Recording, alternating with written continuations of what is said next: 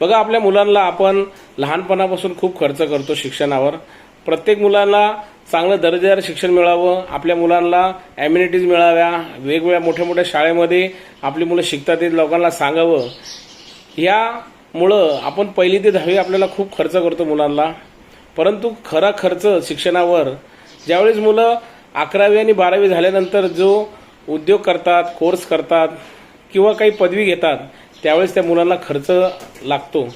परंतु पालक 1ली ते 10वी पर्यंत खूप खर्च करून बसतात आणि नंतर त्यांच्याकडे या शिक्षणासाठी पैसे नसतात.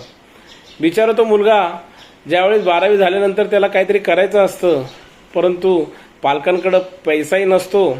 मग त्यावेळेस ते पालक त्या मुलांना म्हणतात, बाळा तू खूप शिकला, आता कामाला जा, आम्ही तुला खूप पैसा लावला. अशा वेळेस त्या बालकाची, त्या मुलाची खरंच खूप मानसिक स्थिती खराब होते. म्हणून माझी विनंती आहे, पालकांनी खर्च करावा, परंतु शिक्षणासाठी वेळ आल्यावरच.